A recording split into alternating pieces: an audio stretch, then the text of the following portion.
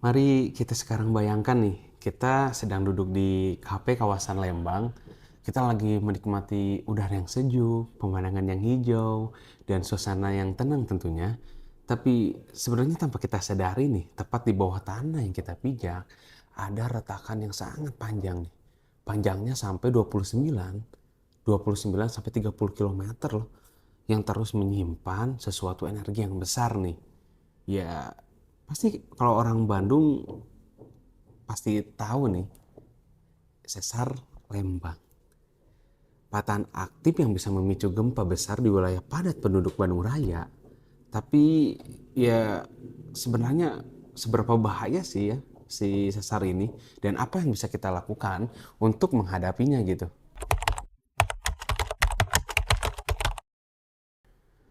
Menurut Pusat Vulkanologi dan Mitigasi Bencana Geologi (PVMBG) pada tahun 2023, sesar Lembang adalah patahan aktif yang membentang di antara utara Bandung dari Gunung Batu Lembang di barat hingga Cilengkrang di timur. Sepanjang ya tadi kurang lebih 29 sampai 30 km gitu.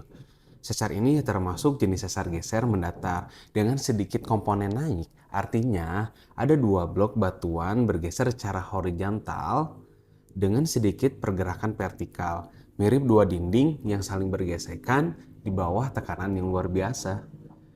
Nah, pembentukan bagian timur dari sesar Lembang ini diperkirakan tuh ya lebih tua gitu, ya sekitar 200.000 tahun yang lalu. Nah, sedangkan yang dari barat itu cenderung lebih muda, ya kurang lebih 24.000 sampai 62.000 tahun. Nah, struktur sesar ini terbagi menjadi beberapa segmen yang berdiferensiasi dalam umur, mekanisme, dan struktur geologi. Data penelitian ITB pada tahun 2011 oleh Dr. Dani Hilmanatawijaya menunjukkan bahwa sesar ini ya aktif secara tektonik dengan laju pergeseran sekitar 2 mm per tahun. Artinya energi yang tersimpan ini terus bertambah setiap tahunnya. Ibarat kayak ketapel yang ditarik terus-menerus gitu. Yang sedikit demi sedikit nanti pada waktunya ketapel itu ya siap diluncurkan atau terlepas gitu. Bahkan nih, menurut BMKG pada tahun 2023 dan hasil riset LIPI ITB, sesar Lembang ini ya berpotensi memicu gempa bumi dengan magnitudo maksimum sekitar 6,5 hingga 7 magnitudo loh. Jika itu terjadi di dekat permukaan, energi yang dilepaskannya ya bisa sangat destruktif. Destruktif itu ya sangat merusak gitu. Terutama karena Bandung Raya kan padat juga gitu di sana. Ya kurang lebih penduduk yang tinggal di Bandung Raya itu ya sekitar 3 juta jiwa. Ya bayangkan aja kayak pusat gempa terjadi di daerah utara Bandung nih. Dalam simulasi BMKG pada tahun 2020 aja nih, intensitas guncangan bisa mencapai 7 sampai 8 MMI. Nah, MMI ini adalah singkatan dari Modified Mercalli Intensity, yaitu skala yang mengukur dampak atau kekuatan guncangan gempa yang bisa dirasakan manusia dan kerusakan yang terjadi gitu. Nah, si MMI ini tuh ya beda dengan magnitudo. Kalau magnitudo itu kan mengukur energi gempanya. Tapi si MMI ini adalah apa yang akan atau dampak yang dirasakan oleh si manusia ataupun barang. Nah, skala MMI terdiri dari 1 sampai 12 tingkatan. Semakin tinggi angkanya, ya berarti semakin kuat dong efek yang dirasakannya. Nah, apabila intensitas guncangan tadi mencapai 7 atau 8 MMI, itu berarti setara dengan kerusakan yang sedang hingga berat gitu. Nah, ini efeknya akan membuat banyak orang akan kesulitan berdiri, dinding retak atau roboh sebagian, cerobong asap dan bangunan tanpa struktur tahan gempa ya bisa roboh, jalan bisa retak, dan longsor bisa terjadi apalagi di area yang berbukit seperti Maribaya gitu, Dago gitu. Lebih parah lagi ya karena Bandung itu terletak di cekungan atau yang terkenal itu adalah Bandung Basin yang berisi sedimen tebal, efek guncangannya bisa terperangkat dan diperkuat hingga 2 kali lipat loh. Ini menurut Geoteknologi LIPI pada tahun 2017. Nah sebenarnya Bandung Basin itu apa sih? Kita tanya ke si Teteh dulu aja. Oke, siap, Wan. Aku kasih tahu ya, jadi ini kota Bandung yang kita kenal sekarang dulunya berada di dasar sebuah danau raksasa? Ya, kawasan ini disebut Bandung Basin atau Cekungan Bandung. Hasil dari letusan dahsyat Gunung Sunda Purba sekitar 125.000 tahun lalu. Letusan itu menciptakan kaldera besar yang kemudian terisi air hujan dan aliran sungai, membentuk Danau Bandung Purba. Seiring waktu, danau itu mengering meninggalkan endapan tanah lunak, tempat berdirinya kota Bandung sekarang. Tapi, di balik keindahan pegunungan yang mengelilinginya, ada bahaya tersembunyi. Di sisi utara cekungan ini membentang Sesar Lembang, patahan aktif sepanjang hampir 30 km, yang menurut penelitian PVMBG dan ITB, masih bergerak sekitar 2 hingga 5 mm per tahun. Artinya, wilayah Bandung berada di atas zona yang menyimpan potensi energi besar, dan jika dilepaskan, bisa memicu gempa dengan kekuatan hingga magnitudo ke-6,8. Jadi, Bandung Basin bukan sekadar lembah indah di tengah pegunungan, tapi juga warisan geologi raksasa yang mengingatkan kita untuk selalu waspada dan siap menghadapi bencana. Tuh, jadi tahu kan sekarang Bandung Basin itu apa? Setelah dijelasin sama si Teteh.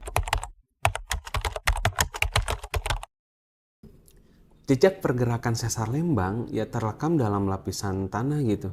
Penelitian Paleoseismologi ITB beserta LIPI pada tahun 2012 oleh Nata Wijaya menemukan bahwa sekitar 500 hingga 1000 tahun lalu sesar ini pernah memicu gempa besar. Wow. Artinya ya siklusnya bisa terjadi 500 sampai 700 tahun dan kini secara geologis kita di fase berikutnya gitu. Agak ngeri juga kalau emang sesar ini tuh bergerak gitu atau memunculkan gempa.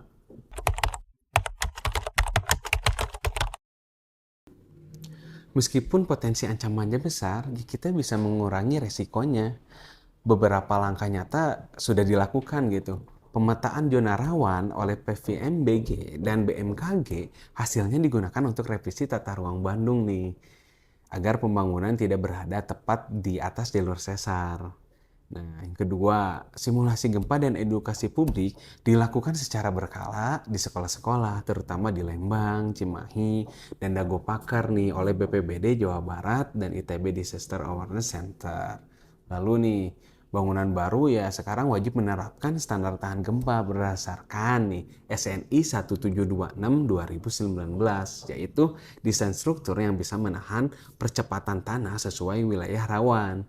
Lalu ada sistem monitoring real time dari BMKG Stasiun Geofisika Bandung. Telah dipasang di beberapa titik untuk mendeteksi nih, aktivitas mikroseismik di sekitar patahan.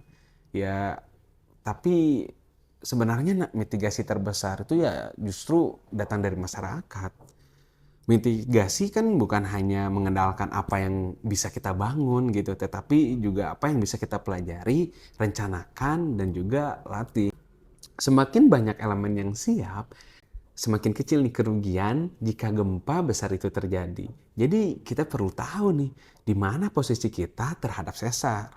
Apakah rumah kita di zona rawan?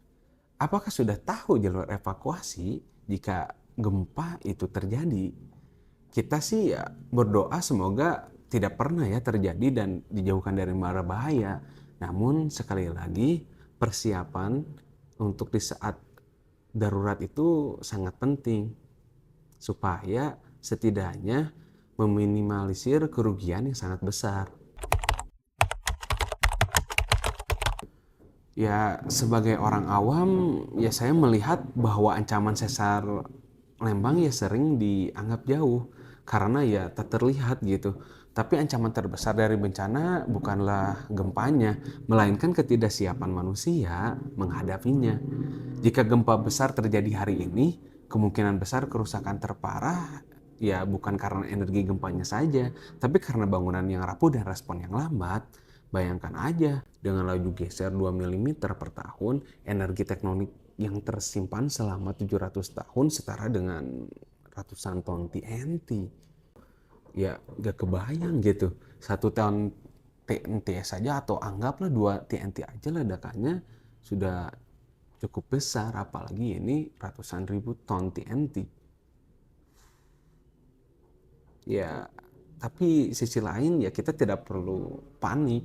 Yang diperlukan adalah kita perlu paham, siaga, dan adaptif. Karena bencana alam memang tidak bisa dicegah, tapi dampaknya bisa dikendalikan. Ya, sesar ini bukan sekedar garis di peta ya, sesar Lembang ini. Ia adalah pengingat bahwa Bandung hidup di atas bumi yang terus bergerak. Ya, tugas kita bukan hanya untuk takut gitu, tapi untuk siap. Selalu kenali lingkunganmu, perhatikan struktur rumah, dan ikut simulasi bencana gitu di daerahmu. Karena keselamatan ya dimulai dari kesadaran.